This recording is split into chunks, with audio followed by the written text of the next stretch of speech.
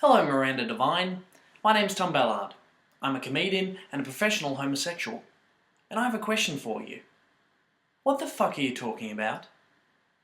In your opinion piece entitled It's a Myth Conception, published in the Daily Telegraph on Sunday, August 14th, 2011, you've clearly tried to put a series of words and grammatical conventions into some sort of an order to presumably make some kind of point or argument. I'm sorry to say, Miranda, I didn't quite follow you. Like, at all. The best I could do is people in London are rioting because Penny Wong's having a baby. And Tony Abbott has some daughters. Is that... Yeah. Mainly though, all I could think about while I was reading your piece was, what the fuck are you talking about? So Senator Penny Wong has announced that she and her lesbian partner, Sophie Aloesh, are expecting a baby in December.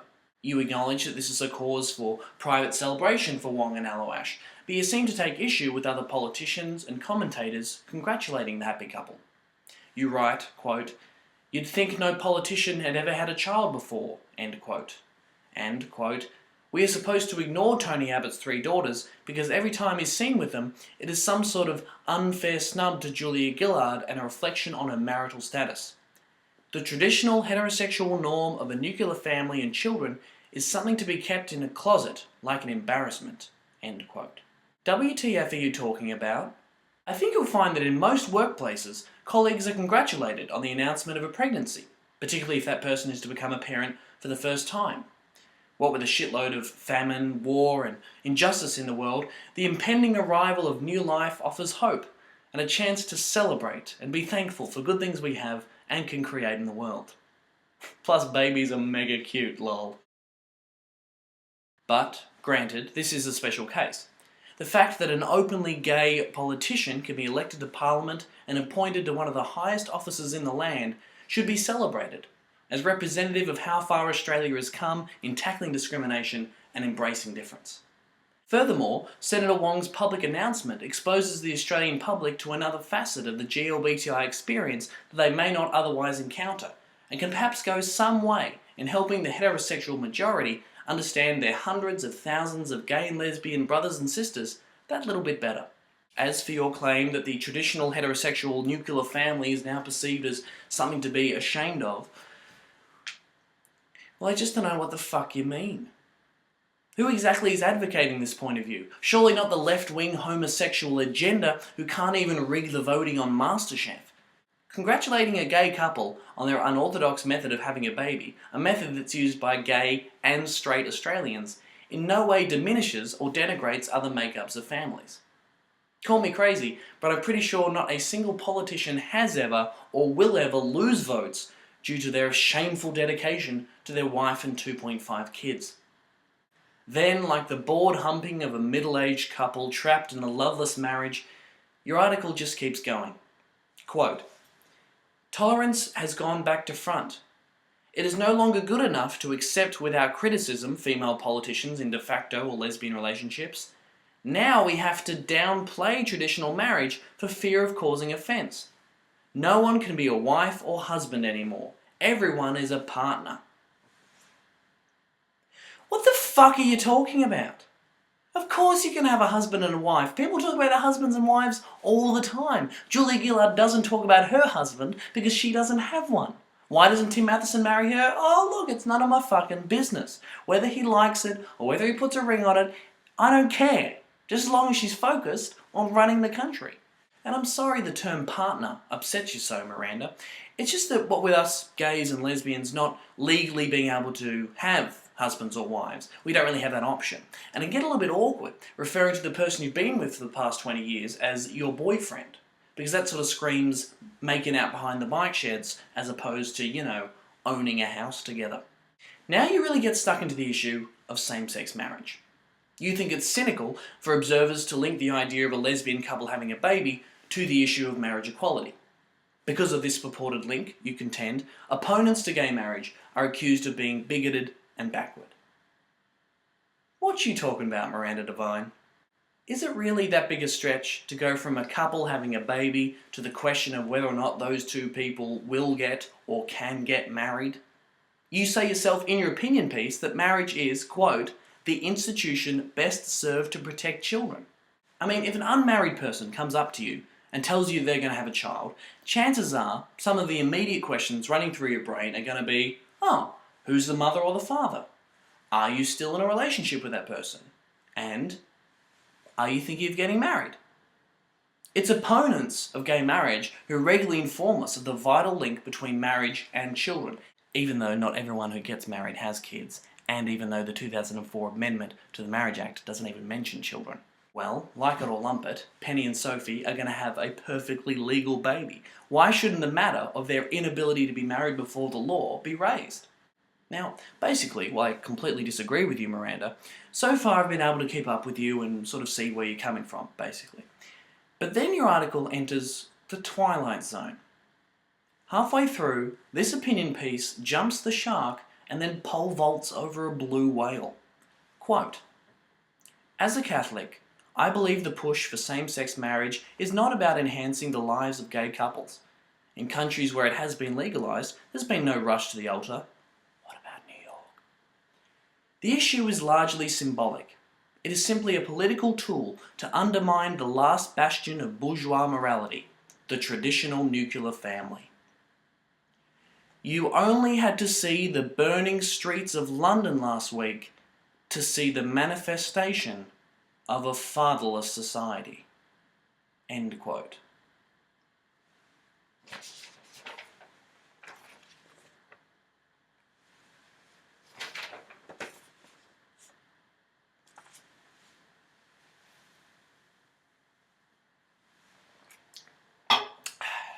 It's pretty hard to keep reading at this point, but basically, Miranda, you detail the horrible occurrences of the riots in London. You mention the feral youth running amok and describe the whole shebang as the collapse of family life in Britain laid bare. Fatherless boys full of incoherent rage. Fatherless girls having another generation of fatherless babies to a string of feckless men. Now, sure, issues associated with so-called broken homes and absent parents are a major cause for concern. Anyone working in social welfare or the state education system will tell you that for nothing. But there is a world of difference, and I mean a world of difference, between a child who has been abandoned by their father and a child who has been raised by loving, supportive, and competent lesbians. The lack of a penis-based role model in those two scenarios has completely different ramifications. And to characterize them as being even remotely similar is overly simplistic and downright unscientific. If I applied that same logic to a summary of your article, Miranda, I would be running around the streets yelling, "Don't let Penny Wong have a baby or else everything will literally be on fire." And then we come to the big one, Miranda. This is, I think, the crux of your argument. You write, and I quote, "It is politically incorrect to say so, but the ideal situation for a child is to be brought up in an intact family with a father and a mother." Seriously, mate. What the fuck are you talking about? You offer zero evidence to support that claim. Support your contention with evidence. That's like year 9 debating basics. You can't just write shit and expect people to believe it. Who do you think you are, the people who wrote the Bible? You see, Miranda, it's not just politically incorrect to say that the ideal situation for a child is to be brought up in an intact family with a father and a mother. It's just incorrect.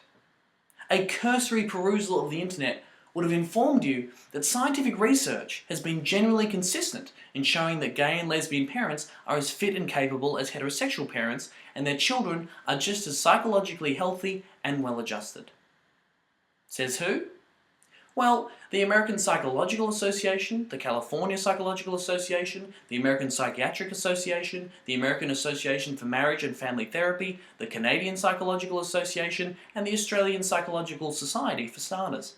But, not to be distracted by facts, you plough on, Miranda, to write, "Sure, there are aberrations, and you can always find evils within traditional families, domestic violence, and child abuse. But even this imperfect institution is better than the Hobbesian social chaos the children of the underclasses have been born into for the last 50 years. Say what? Are you saying it's better to be born into a traditional heterosexual family and be abused than be born into a single-parent family or a family where the parents are gay? Say what? I would not want to get in the way of a single mother who's coming to get you, Miranda. Sister will fuck you up. Also, I know someone who had two dads, and you seem to think he turned out alright. His name was Jesus. Although, to be fair, he was one of those dads. And the Holy Spirit as well. So, talk about a non-traditional family. Look, Miranda, I've got to go. I've got to go buy some new arseless chaps. But I think it's also worth noting the incredible backflip you manage at the end of your article, where you write, Wong and her partner, Sophie Aloish, will no doubt be fine mothers, with the financial and personal competence to provide their child a stable, loving upbringing, despite not having a father in their home, though Wong says he will be known to the child. Individually, these things work themselves out. Allowances are made, extra effort applied. Love conquers all. Then what the fuck have you been talking about? Every single parent in the entire world has to apply extra effort, make extra allowances, and show unconditional love for their child to best suit the context of their family. If you agree that gay and lesbian couples are perfectly capable of doing that, then what the fuck is your beef? You finish with, for Wong's decision to be praised, as if it's the loftiest of ideals, is wrong. But Miranda, surely Penny Wong's decision to raise a child in a loving and supportive and stable environment is praiseworthy, or at least as praiseworthy as if she was straight. Finally, Miranda, just a reminder that opinion pieces like this can be quite damaging to the psyche of gay youth. The message you're sending to every 15-year-old kid out there who's struggling with their sexuality, perhaps wondering if the world would be better off if they weren't even in it, is this. No matter how hard you work, no matter how successful you are, no matter the support networks you establish around yourself, no matter how much love you have for your life partner, you will never be as qualified as your heterosexual friends and family members to partake in one of the greatest experiences you can undergo as a human being, simply because of the way you were born. I hope you watch this, Miranda Devine, and I hope you get in touch with me on tom@tomballard.com.au and let me know. What the fuck are you talking about?